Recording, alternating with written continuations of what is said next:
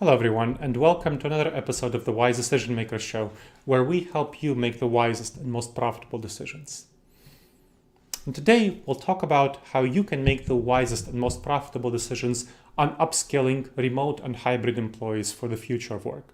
The future of work is hybrid and remote. That is the future of work. That's very clear from a great deal of evidence from both employer desires and employee desires. So you want to be prepared for the future of work by upskilling your employees, your supervisors, your managers, your executives, everyone for the future of work, because hybrid work is really going to be different than in-person work or fully remote work. If you want to seize competitive advantage for the future of work, that's what you want to be thinking about. How do you adopt best practices for the future of work?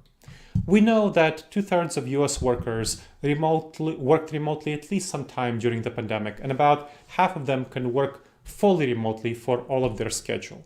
And employer survey results show, company leaders show that most employers will plan to maintain a hybrid schedule for those workers who worked remotely during the pandemic. Some of their time during the pandemic. That means that most will spend 1, 2, maybe 3 days in the office, and some will be fully remote. So most 1 to 3 days in the office, some fully remote. The decision making by leaders does match employee desires. Employee survey results show that of those who can work fully remotely, most want to work on a hybrid schedule, maybe 1 or 2 days in the office. And 1/4, so a larger number, want a fully remote schedule. Only maybe about 10 to 15% want to work full time in the office. And in order to effectively have a hybrid schedule, a hybrid model, you want to understand and recognize that this hybrid work is going to be continue to be different from either in-office work or remote work. Employing hybrid first model requires training your employees to collaborate effectively in a hybrid setting when they spend some of their time at home and some of their time in the office. And the same thing for innovation. You want to make sure they innovate effectively, again, when they spend some of their time in the office and some of their time at home. Collaboration and innovation are the key critical components that will define success and competitive advantage in the future of work, and you want to make sure that your employees do so. To do so, you want to train your employees to divide their work time effectively between home and office. We know from extensive research that people are overall quite a bit more productive at home than they are in the office, especially in their individual tasks. So in the office, you should say for collaborative tasks, where there's kind of more of a divide, more of a wash between whether people are more productive in the office and more productive at home, and in the office, more intense collaborations are probably better for most people. So save the individual tasks at home, including preparing for collaborative tasks in the office. That should be done at home. Now, virtual communication is a key area of upskilling for people who will spend part of their time working remotely. Unfortunately, during the pandemic, companies failed to provide effective training overwhelmingly for virtual collaboration and virtual communication.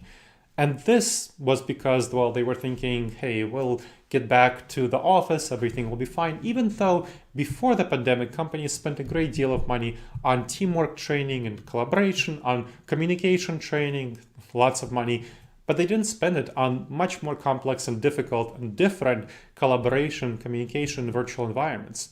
Now that companies are realizing there's a permanent full-time shift to hybrid schedule with some people even full-time remote, that means you really need to invest quite a lot of resources into retraining and upskilling your employees for effective communication, collaboration, and innovation in hybrid and remote settings. In communication, you want to realize what it means to lose those nonverbals. Even on Zoom, even on video conference, you don't get the full tone of voice, you don't get the full body expression, body language, and of course, you get much less of that in text. Emojis don't replace tone and body language. So those are really things you want to be thinking about. Slack and Microsoft Teams, Trello, Asana, Mondays, whatever you use, those collaboration software, and email, of course, does not convey effectively the emotional nonverbals that are so important for communicating ideas. And that, of course, creates dangers for mutual understanding and connection emotionally between people, which hinders collaboration and innovation. Now, in-office face-to-face interaction is very important for effective collaboration and innovation. You can detect problems early and intervene, so to facilitate good collaboration, and you can share your full ideas on innovation effectively, get excited, talk to others. It's harder to do so in remote settings and hybrid settings if you don't train people effectively on collaboration, communication, and innovation in remotely. So that body language, tone of voice is a big challenge, leads to lots of miscommunications which impair collaboration and innovation. You want to provide training for your folks on emotional and social intelligence. Emotional intelligence refers to understanding and being able to manage your own emotions. Social intelligence refers to understanding and being able to influence other people's emotions effectively. And you want to realize that these were things, especially the social intelligence, was much easier when we worked in the office because body language, tone of voice in person are much easier to read. You're able to understand other people and convey your own emotions and thus influence other people. Much harder in remote and hybrid settings. So you want to help ensure that people are able to read hybrid and remote meeting participants. So remote meeting participants, when everyone's in a small corner, a small square in Zoom, especially when some people don't have their videos on, that's not great. And in hybrid meetings, when some people are on a small video conference screen and others are on a small screen and they're all sitting in a room and you can barely see their faces. That's not great either. You want to train people to manage and influence others in those sorts of meetings and read them and understand what's going on in order to build strong connections and address misunderstandings, improve collaboration and innovation. Besides that, so those are work collaboration relevant things and innovation. You also want to be thinking about work-life balance because employees struggle with work-life balance in remote settings, hybrid settings, and of course in-person settings. But there are specific and particular struggles which are associated with hybrid and remote settings, according to surveys. So employees feel burned out, unable to disconnect in these settings, and they're obliged to respond to messages outside of work hours, partially because they don't have that division of, oh, I'm home, I'm not working anymore. So you want to provide clear guidelines and training to balance work and life for hybrid and remote employees. Because otherwise you're going to get employee burnout, and that's part of the great resignation that's going on in these tight labor markets. You don't want your employees burning out and leaving your company for one that respects their employees' work-life balance more. So you want to send regular public reminders to employees to stick to preset hours for communication. Don't go more than a couple of hours before or after work unless there's a prearranged agreement to do so. And you want to communicate to your managers, those mid-level and lower managers, to not burn out your employees. Zero tolerance for encouraging burnout to meet set goals. That means that your goals are problematic or they're not managing very well if they're encouraging burnout. And managers really should discuss working hours with employees to address any challenges that employees that might be facing where they see employees are overworking, because it's not great for employees to overwork and then be burned out. So that is not a good outcome that you want. So that is something you want to discourage. A good thing to think about is to establish a wellness team that addresses potential work-life balance and burnout issues. So talk to employees who log on or send emails more than a couple of hours before the workday ends, after the workday ends, or before it begins.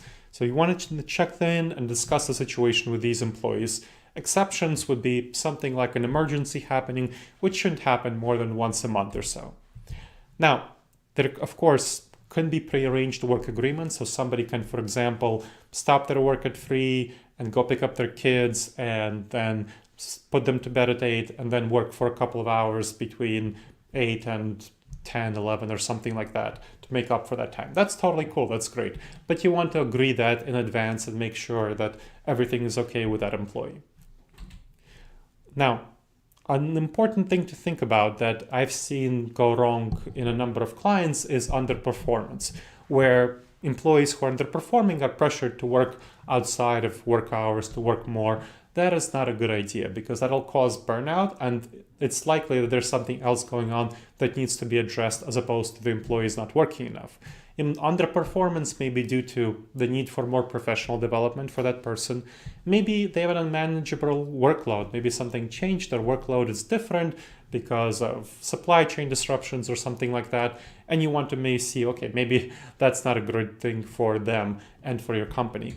Or maybe the person is no longer a good fit for the job. Maybe the job changed and the role changed. Maybe the person's motivation, skills shifted in some ways, and they're no longer a good fit for the job. And that's something to be thinking about.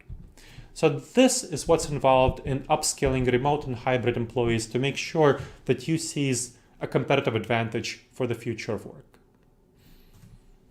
All right, everyone. I hope you've enjoyed this episode of the Wise Decision Maker Show. Please make sure to subscribe to the show on whatever channel you heard it, whether it's a video in the form of video cast on YouTube, or maybe a podcast on iTunes or an Amazon podcast. Make sure to subscribe to it and leave a review. That's the best compliment you can give a show.